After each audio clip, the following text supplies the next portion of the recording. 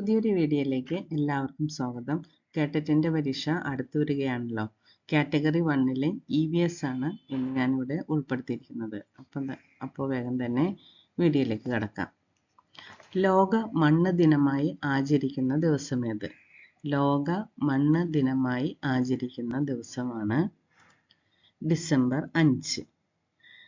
ആരോഗ്യകരമായ മണ്ണിൻ്റെ പ്രാധാന്യത്തിൽ ശ്രദ്ധ കേന്ദ്രീകരിക്കുന്നതിനും മണ്ണിലെ വിഭവങ്ങളുടെ സുസ്ഥിര പരിപാലനത്തിനുമായി ജനങ്ങളെ ബോധവാന്മാരാക്കുന്നതിനും എല്ലാ വർഷം ഡിസംബർ 5 ലോക മണ്ണ് ദിനമായി ആചരിക്കുന്നു. 2014 ഡിസംബർ 5 മുതലാണ് ഐക്യരാഷ്ട്രസഭയുടെ നേതൃത്വത്തിൽ ഈ ദിനം ആചരിച്ചു വരുന്നത്. അടുത്തത്, ജൈവ കൃഷിയുടെ ഉപജ്ഞാതാവും ഒറ്റ വൈക്കോൽ വിപ്ലവം എന്ന ഗ്രന്ഥത്തിൻ്റെ കർത്താവുമായ വ്യക്തിയാരെ? ഇമ്പോർട്ടൻ്റ് ആണ് കേട്ടോ. ജൈവ കൃഷിയുടെ ഉപജ്ഞാതാവും ഒറ്റ വൈക്കോൽ വിപ്ലവത്തിൻ്റെ എന്ന ഗ്രന്ഥത്തിൻ്റെ കർത്താവുമായ വ്യക്തി ആരാണ് നോക്കാം. ഓപ്ഷൻ സി ആണ് മസനോബു ഫുക്കുവോക്ക. അദ്ദേഹം ഒറ്റ വൈക്കോൽ വിപ്ലവം എന്ന ഗ്രന്ഥത്തിൻ്റെ കർത്താവാണ്. അതുകൂടാതെ ജൈവ കൃഷിയുടെ ഉപജ്ഞാതാവാണ്. ഭൂമി ഉഴുതുമറിക്കുകയോ കള പറിക്കുകയോ വളമോ കീടനാശിനിയോ ഉപയോഗിക്കുകയോ ചെയ്യാതെ കൃഷി നടത്തണമെന്ന് ആഹ്വാനം ചെയ്ത ശാസ്ത്രജ്ഞനാണ് ഫുക്കുവോക്ക. അടുത്തത്, ഭൂകമ്പത്തിൻ്റെ തീവ്രത പ്രസ്താവിക്കുന്ന സ്കെയിൽ ഏതാണ്? ഭൂകമ്പത്തിൻ്റെ തീവ്രത പ്രസ്താവിക്കുന്ന സ്കെയിൽ ഏതാണ്? Richter scale. റിച്ചർ സ്കെയിലാണ് ഭൂകമ്പത്തിൻ്റെ തീവ്രത പ്രസ്താവിക്കുന്ന സ്കെയിൽ.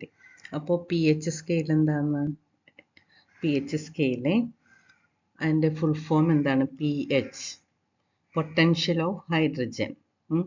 അതാണ് PHൻ്റെ full form, potential of hydrogen. PH മൂല്യം എന്നറിയപ്പെടുന്നത് എന്താണ്? 1909 ഡാനിഷ് ശാസ്ത്രജ്ഞനായിരുന്ന സൊറേൻസനാണ് ഈ PH സ്കെയിൽ വികസിപ്പിച്ചെടുത്തത്. ഇത് എന്തിനു വേണ്ടിയിട്ടാണ് ഉപയോഗിക്കുന്നത്? ഇത് ലായനികളുടെ ക്ഷാരമൂല്യം, അതായത് അതിൻ്റെ ആസിഡിറ്റിയും ആൽക്കലൈൻ അതിൻ്റെ സ്കെയിൽ, അതിൻ്റെ വാല്യൂ അളക്കുന്നതിനുള്ള ഒരു ഏകകം ആണ്, ഒരു സ്കെയിലാണ് PH സ്കെയിൽ. അപ്പോൾ കെൽവിൻ സ്കെയിൽ എന്താണ്? കെൽവിൻ സ്കെയിൽ എന്ന് പറഞ്ഞാൽ ടെമ്പറേച്ചർ അളക്കുന്ന ഒരു പ്രതീകമാണ് കെൽവിൻ സ്കെയിൽ. ഫാരൻഹീറ്റ് സ്കെയിലും ടെമ്പറേച്ചർ അളക്കുന്ന ഒരു ഏകകമാണ്. ഇനി അടുത്തത്, താഴെ കൊടുത്തിരിക്കുന്നവയിൽ ഉഭയജീവികളിൽ പെടാത്തതേത്? താഴെ കൊടുത്തിരിക്കുന്നവയിൽ ഉഭയജീവികളിൽ ആംഫിബിയൻസിൽ പെടാത്തത് ഏതാണ്? ആൻസർ ഓപ്ഷൻ ബി ആണ്, ആമ. അടുത്തത്, മലിനജലം സംസ്കരിക്കുന്നതിനുള്ള നൂതനമായ ഒരു ഉപകരണം രൂപകൽപ്പന ചെയ്യുന്ന വിദ്യാർത്ഥിയിൽ വികാസം പ്രാപിക്കുന്ന പഠന മേഖല ഏത്? മലിനജലം സംസ്കരിക്കുന്നതിനുള്ള നൂതനമായ ഒരു ഉപകരണം രൂപകൽപ്പന ചെയ്യുന്ന വിദ്യാർത്ഥിയിൽ വികാസം പ്രാപിക്കുന്ന പഠന മേഖല ഏതാണ്? ഓപ്ഷൻ സി ആണ്, സർഗാത്മക മേഖല. താഴെ കൊടുത്തിരിക്കുന്നവയിൽ ഒരു അകാന്തിക വസ്തു ഏത്? താഴെ കൊടുത്തിരിക്കുന്നവയിൽ ഒരു അകാന്തിക വസ്തു ഏതാണ്? ഓപ്ഷൻ ബി ആണ്, അലുമിനിയം. അലുമിനിയമാണ് അകാന്തിക വസ്തു. അടുത്തത്, ജലത്തിന്റെ താൽക്കാലിക കാഠിന്യത്തിന് കാരണമായ രാസവസ്തു ഏത്? ജലത്തിന്റെ താൽക്കാലിക കാഠിന്യത്തിന് കാരണമായ രാസവസ്തുവാണ് കാൽസ്യം ബൈകാർബണേറ്റ്. അടുത്തത്, കേരളത്തിന്റെ സംസ്ഥാന ചിത്രശലഭം ഏതാണ്? ബുദ്ധമയൂരി. അടുത്തത്, സയന്റിഫിക് ടെമ്പറർ എന്ന വാക്ക് ആദ്യമായി ഉപയോഗിച്ചത് ആര്? സയന്റിഫിക് ടെമ്പർ എന്ന വാക്ക് ആദ്യമായി ഉപയോഗിച്ചത് ജവഹർലാൽ നെഹ്റു.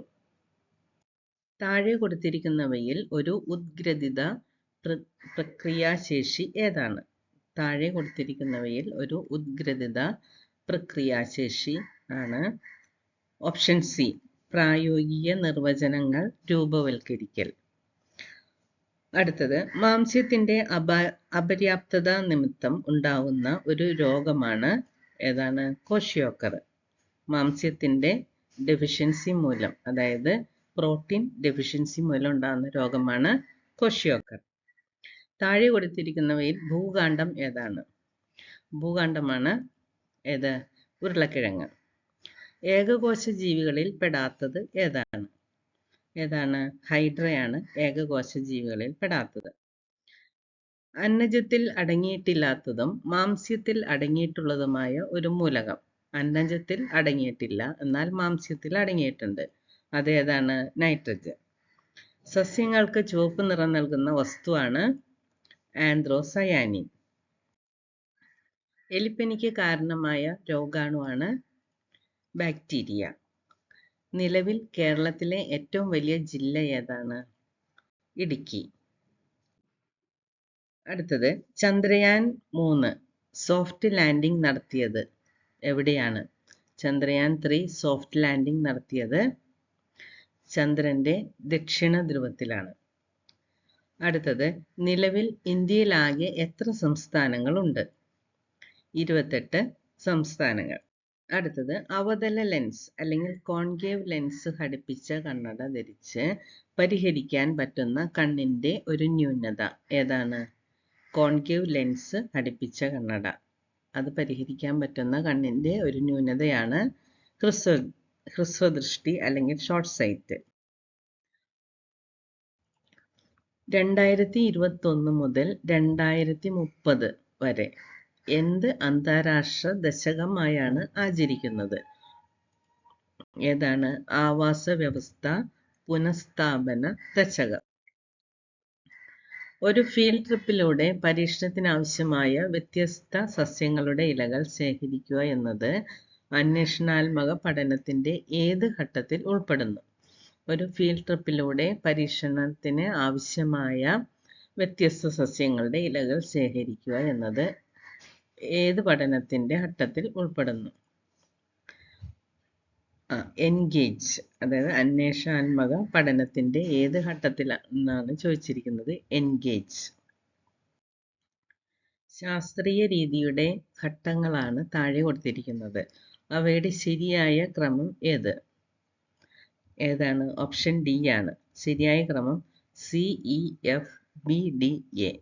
ഏതാന്ന് നോക്കാം. സി എന്താണ്? ആദ്യം പ്രശ്നം അനുഭവപ്പെടലാണ്. ഒന്നാമത്തത് പ്രശ്നം അനുഭവപ്പെടല്. അത് കഴിഞ്ഞ് ഇ ആണ് പരികൽപ്പന രൂപവൽക്കരിക്കൽ. അത് കഴിഞ്ഞിട്ട് എഫ് ആണ് ആസൂത്രണം ചെയ്യല്. അത് കഴിഞ്ഞിട്ട് ബി ആണ് നിർവഹണം ചെയ്യല്. അത് കഴിഞ്ഞ് നിഗമന രൂപവൽക്കരണം. അപ്പോൾ ഇതാണ് ഇതിൻ്റെ ഓർഡർ. അടുത്തത് ഫ്ലോ ചാർട്ട് ഉപയോഗിക്കാൻ ഏറ്റവും അനുയോജ്യമായ പഠന സന്ദർഭം ഏതാണ്? ഫ്ലോ ചാർട്ട് ഉപയോഗിക്കാൻ ഏറ്റവും അനുയോജ്യമായ പഠന സന്ദർഭമാണ് അന്നപഥത്തിലൂടെയുള്ള ആഹാരത്തിൻ്റെ സഞ്ചാരം.